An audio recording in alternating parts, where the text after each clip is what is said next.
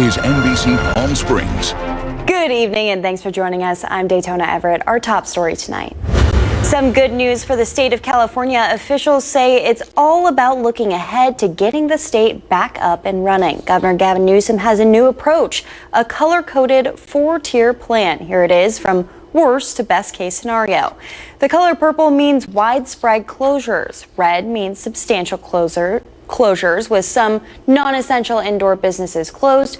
Orange is moderate, some businesses will open, and yellow is minimal, meaning most businesses will open with modifications. We do know that indoor malls, barbershops, and hair salons can open tomorrow in Riverside County.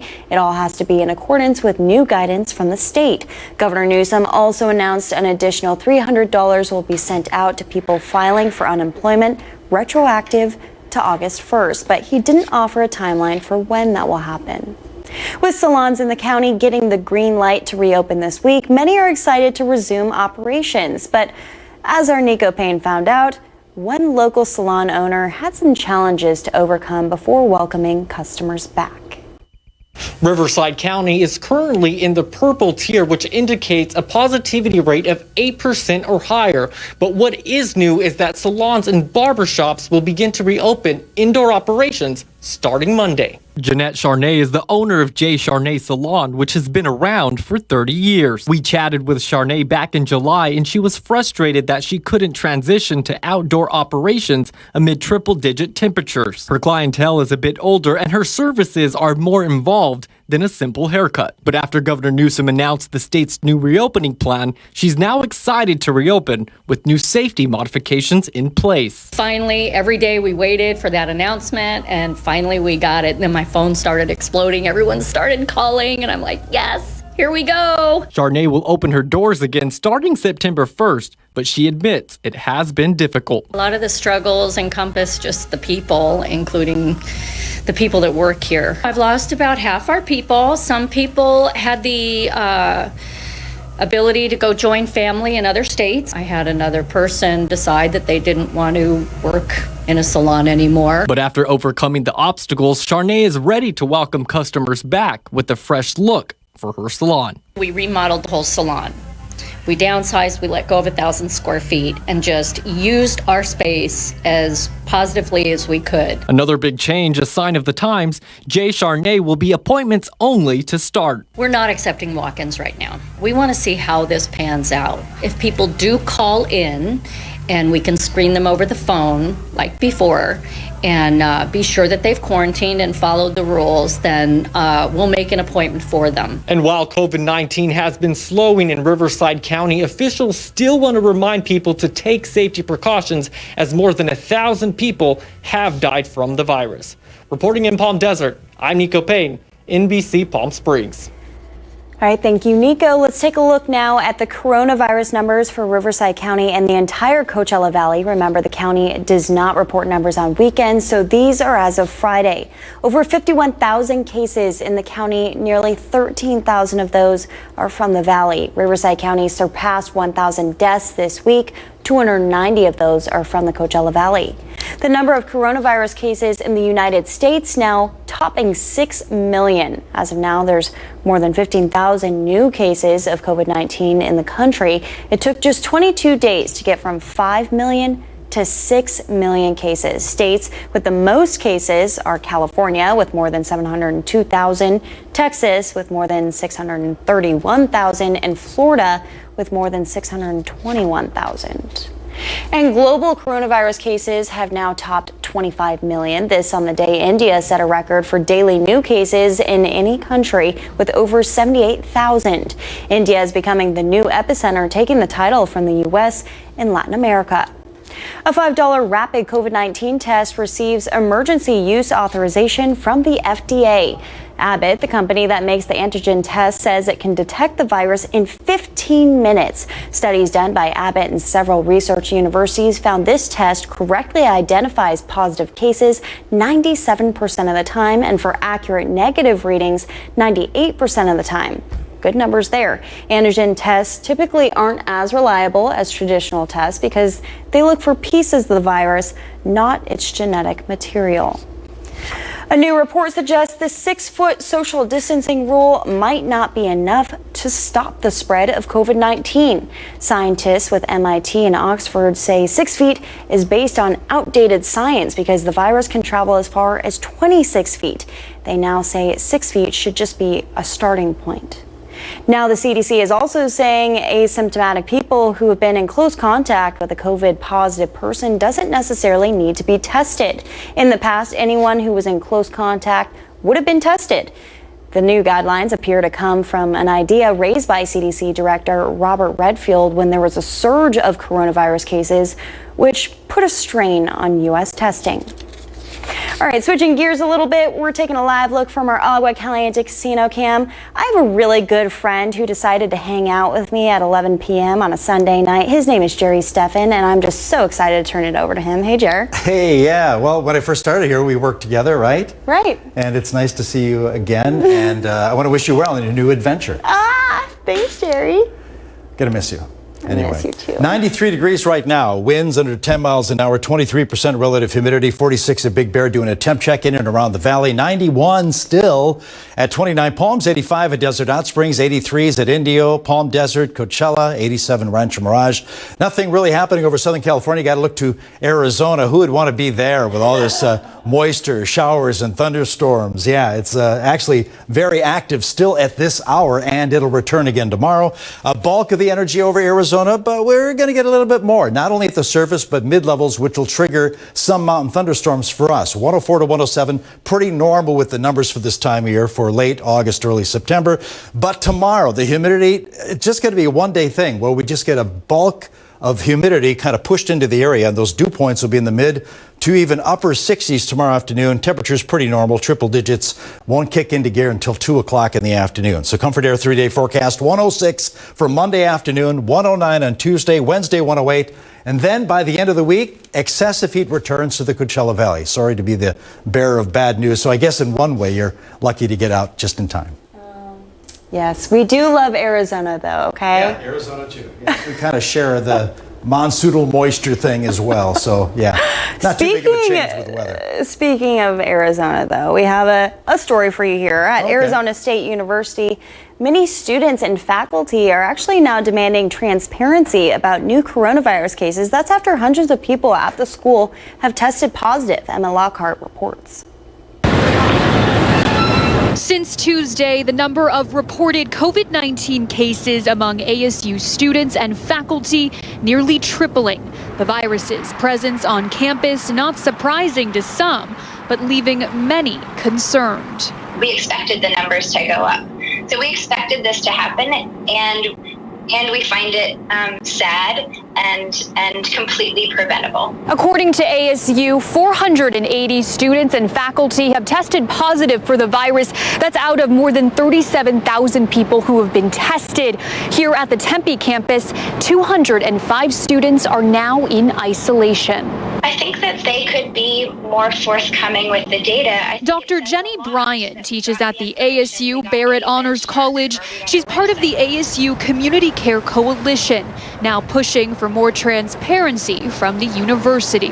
What's frustrating is that despite repeated demands for anonymized, aggregated data of COVID stats by campus location, we still don't have that information.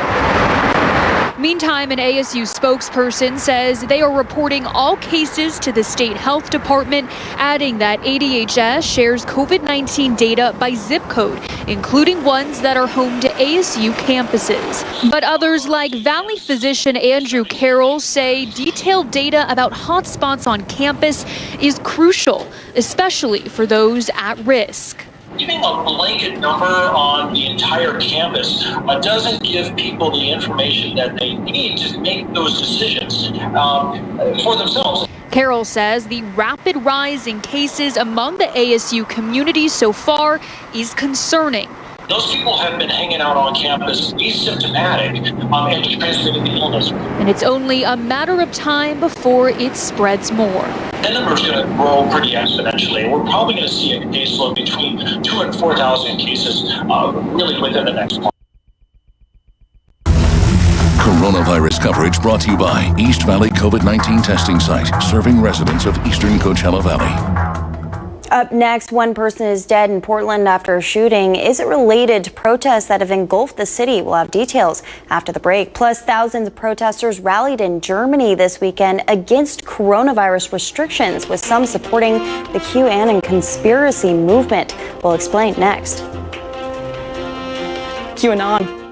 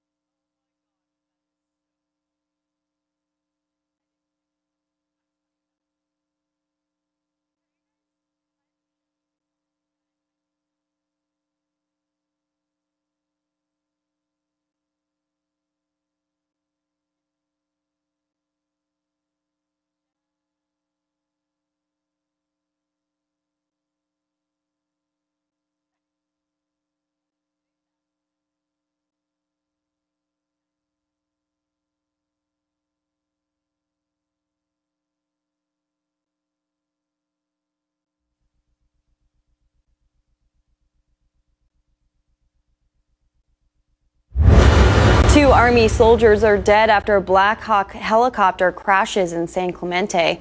The Army is identifying the two soldiers as Staff Sergeant Vincent Marquetta of New Jersey and Sergeant Tyler Shelton of San Bernardino.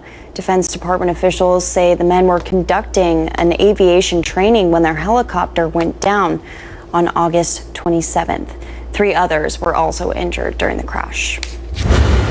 A deadly night in the streets of Portland after the president's supporters and people protesting police brutality went head-to-head on Saturday. Protesters aren't the only ones clashing, though. We do need to warn you, some of the video you're about to see is tough to watch. Britt Conway reports. The tragedy of last night cannot be repeated. A man is dead after Trump supporters and protesters denouncing police brutality clashed in the streets of Portland Saturday. One death is one death too many.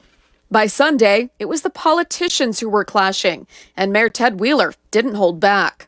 Do you seriously wonder, Mr. President, why this is the first time in decades that America has seen this level of violence? It's you who have created the hate and the division. President Trump was quick to respond, tweeting, "Portland will never recover with a fool for a mayor." The one thing they can agree on, we all saw this coming, though each says the other is to blame. But the bigger question is, when will it end? It's very possible that what happened last night could play a factor in what happens tonight. The mayor says a caravan of hundreds of cars with the president's supporters were rallying in a nearby county Saturday before driving through downtown. There were fights with other protesters and several people were arrested. Police say the caravan was gone by the time the shooting happened, but the mayor said he's seen tweets about returning. If you're thinking you're going to come back into our city from somewhere else to seek retribution, I'm telling you to stay away. Now Portland police are preparing and pleading. It's time for us to start focusing on what we have in common and not what divides us. Lives are at stake. I'm Britt Conway reporting. And thousands of protesters rallied in Germany this weekend against the country's coronavirus restrictions. Some displayed signs or symbols supporting the QAnon conspiracy movement, which is supposedly led by the anonymous Q, who claims to be a high-ranking U.S. military official. Some of its followers are coronavirus skeptics. NBC's Matt Bradley reports from Berlin. Yeah, in many ways, it's a sight we've grown used to in the States at rallies, seeing QAnon flags and posters and evidence of their belief online. But it's a startling sight to see them spreading here into Europe. There were tens of thousands of people gathered here in central Berlin in front of the iconic Brandenburg Tor yesterday. And among them were many adherents to the QAnon conspiracy theory. The vast majority, of course, were protesting against COVID-19 restrictions, the kind of things that would see people locked down. Now, why would a European, why would a non-American, who's not a Democrat, not a Republican, believe in something like QAnon, this wildly fabulous conspiracy theory that is totally baseless? And the reason why we're seeing is that it's spreading on the coattails of skepticism about coronavirus. So those people who think that the coronavirus is man-made or introduced by a global cabal of elites who are trying to use it to profit or to manipulate the public, those people might also be susceptible to the idea that there's a cabal of elites who are trafficking in children around the world and that Donald Trump is some sort of anointed savior who will be freeing the children and arresting those who are guilty. That's the main part of the QAnon conspiracy theory. And again, it's been widely debunked. Whether or not this is actually going to influence politics outside of the United States, that's another question. Matt Bradley, NBC News, Berlin. We'll be right back after the break, but first, Jerry has a look from our Agua Caliente Casino cam. Jerry. Yeah, it's clear right now, but things will change a little bit tomorrow. We'll still see sunshine tomorrow afternoon, but the humidity, it goes up, and temperatures will go up by the end of the week. I'll have all the numbers for you, Daytona, coming up in a bit.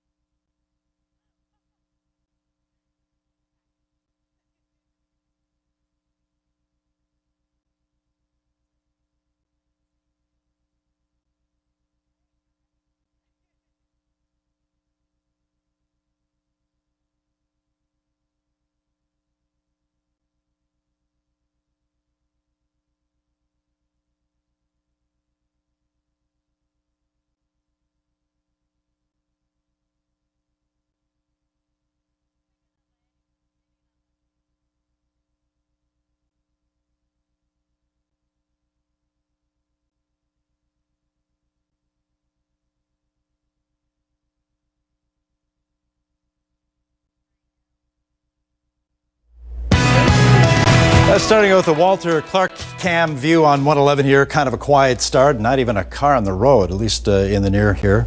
In the distance, I see one coming. But for the most part, yeah, quiet. Skies are quiet. Clear skies overnight, but that'll change. Earlier today, we did achieve a high of 107. Pretty normal for this time of year, but that'll change by the end of the week. Most definitely. 84 degrees currently at Desert Hot Springs, 91,000 Palm, 75 at Cabazon, 46 at Big Bear. The convection, the unsettled weather with the monsoonal moisture. Yeah, Arizona was the big winner with that. You can see the flare-ups of storms. And here's a look at radar. And still active weather. A lot of thunderstorm activity as well with this system moving over the state, and that will flare up again in Arizona tomorrow. Temperatures tonight almost there right now with the overnight lows around that 80-degree mark, which is pretty close to standard. And then things change tomorrow. We get a lot of monsoonal moisture over Arizona again, but a lot of that will be pushing into Southern California as well. Low and mid-level moisture for us around the Coachella Valley and Southern California. 104 to 107, the numbers remain close to where they should be for tomorrow afternoon. Trough of low pressure will bring an onshore flow that'll kick in late in the day. But we could see a mountain thunderstorm. Nothing really for the Coachella Valley. Maybe a couple hundredths of an inch in the mountains, maybe up to 2/10 of an inch in the Santa Rosa, maybe even Santa Mountains tomorrow afternoon. But that's about it. And the steering currents I just checked are from the south to north. So if we do get some thunderstorms, maybe a few sprinkles will move into the very southeast end of the Coachella Valley, but nothing cumulative. As far as dew points, that moves up. Humidity returns at least for one big day tomorrow before they begin to retreat again. But we'll see those dew points in the 60-degree mark, and triple digits start late, 2 o'clock in the afternoon. So 106 tomorrow for Palm Springs and Thousand Palms, 109 at 29 Palms, 102 at Cabazon. And then we see those numbers move up a little bit closer to 110 as we move into Tuesday and Wednesday afternoon. Now, as far as surface moisture, as I mentioned, a big boost in the humidity basically in Coachella Valley with 60-degree dew points. Those numbers come down to moderate humidity as we move into Tuesday, Wednesday, and again on Thursday. Then by the end of the week, high pressure, it'll be a huge ridge, will take over the southwest and elevate those numbers up again to excessive heat warning status, 114 to 117. That'll be Friday. Similar numbers on Saturday and Sunday. So 114 on Friday afternoon, 116 at Indio. But as of today, no weather advisories for this coming weekend. We could see those excessive heat warnings again posted for the Coachella Valley. Here's your Comfort Air 7-day forecast. 106 today, 109 tomorrow, Wednesday 108. Then the numbers begin to heat up above 110. Matter of fact, closer to 115 for this coming weekend. And just a reminder, we could see some thunderstorms in our mountains tomorrow afternoon.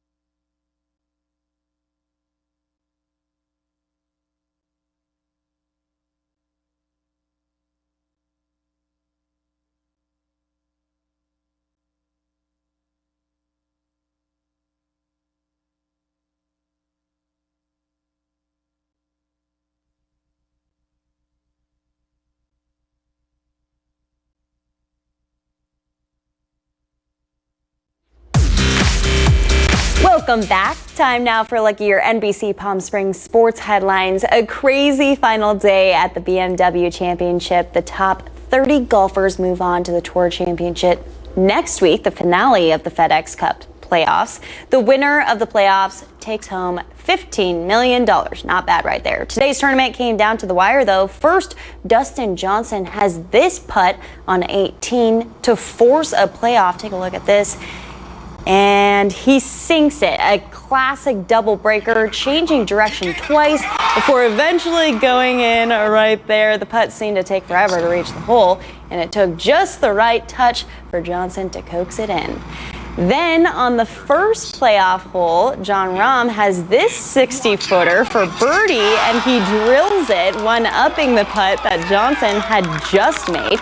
Johnson would then miss his birdie putt, and Rahm would take the W. We'll see both of them next week for the Tour Championship.